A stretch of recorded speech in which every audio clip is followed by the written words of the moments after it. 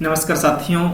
शासन के द्वारा एक ऐसा शासनादेश जारी किया गया है जिसमें एसडीएम कोर्ट या तहसीलदार कोर्ट में जितने भी केस पेंडिंग चल रहे हैं और जितने भी लटकाने का काम किया जा रहा है कोर्टों के अंदर, उनकी समय सीमा जो निर्धारित की गई है उस समय सीमा के अंदर उसे कंप्लीट करने का आदेश शासन के द्वारा जारी किया गया है।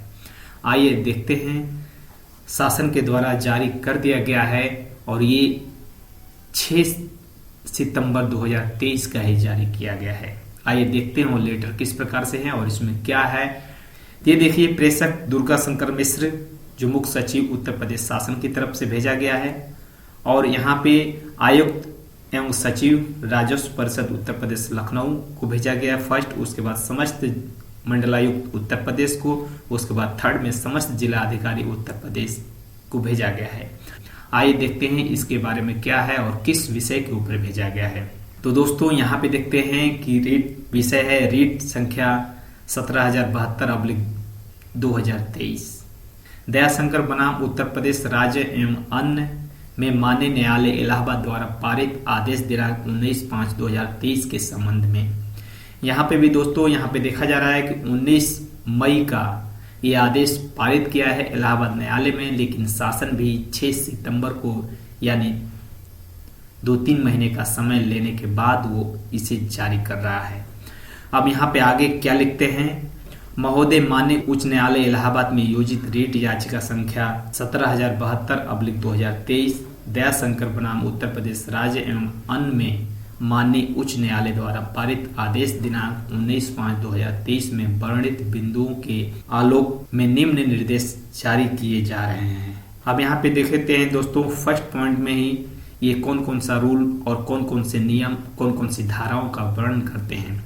यहाँ पे दिखाया जाता है माननीय उच्च न्यायालय इलाहाबाद में उत्तर प्रदेश राजस्व संहिता 2006 की धारा 214 व इस धारा के संगत राजस्व नियमावली 2016 के नियम 186।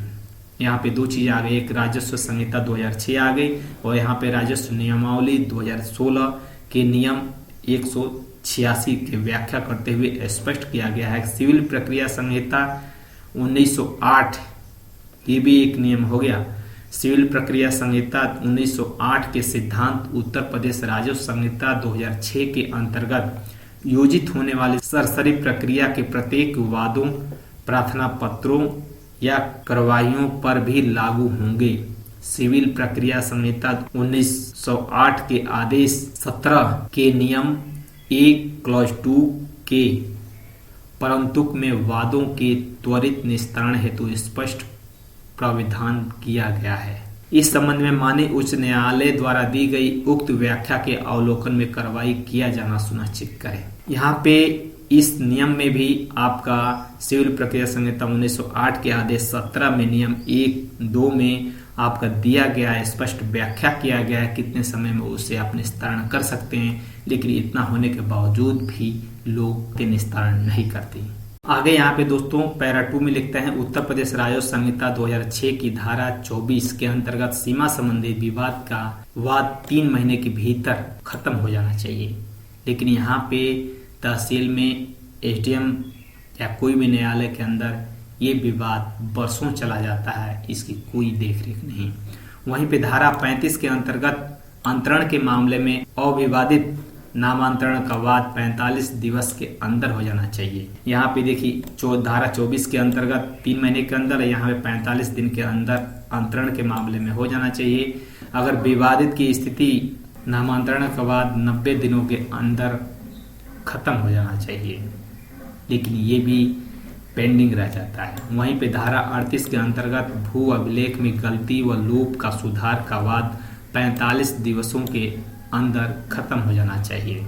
और यहीं पे धारा 66 के अंतर्गत आबादी स्थलों के अनियमित आवंटन के निरस्तीकरण की कार्रवाई 6 महीने के भीतर खत्म हो जाना चाहिए।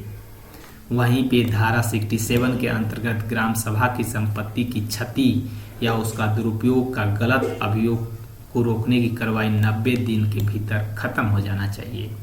वहीं पे धारा 98 के अंतर्गत अनुसूचित जाति के भूमिधर द्वारा अंतरण की अनुमति की कार्रवाई 15 दिवसों में के भीतर खत्म हो जाना चाहिए। वहीं पे धारा 116 यानी फाट कहते हैं या बंटवारा कहते हैं कि अंतरण जोत के विभाजन के लिए आदेश 6 माह के भीतर खत्म हो जाना चाहिए। वहीं पे धारा 128 के अंतर्गत कृषि योग्य भूमि के आवंटन को रद्द किए जाने का बाद 3 महीने के अंदर खत्म हो जाना चाहिए।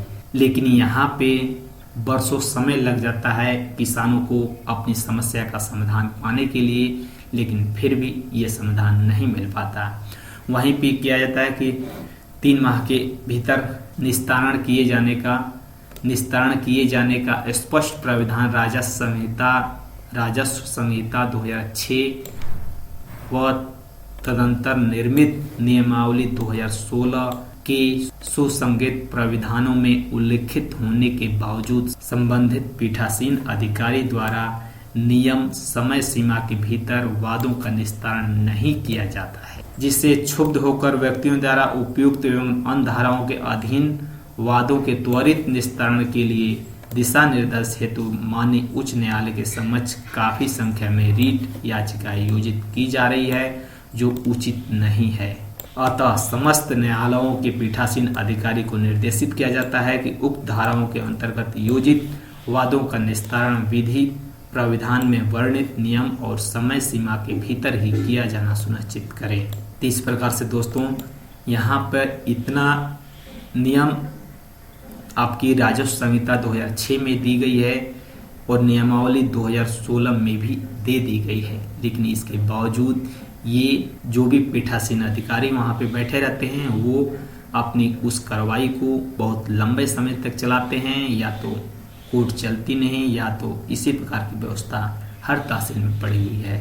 यहीं पे दोस्तों तीसरे पॉइंट में क्या है, उत्तर प्रदेश राजस्व संहिता 2006 के किन्हीं अन्य प्राविधानों के अंतर्गत प्रस्तुत किए गए वाद या प्रार्थना पत्र जिसके निस्तारण की समय सीमा उत्तर प्रदेश राजस्व संहिता 2006 व तदंत निर्मित नियमावली 2016 में निहित नहीं है का निस्तारण 1 माह के भीतर किया जाना सुनिश्चित करें। यानी जिनकी समय सीमा नियमावली के अंदर नहीं रखी गई है उसको 1 महीने के भीतर किया जाना सुनिश्चित करें। इस प्रकार से शासनादेश जारी हुआ है और आगे देखते हैं कि नहीं ये पीठासीन अधिकारी तहसीलों में और जिले पे बैठती हैं वो क्या करती हैं।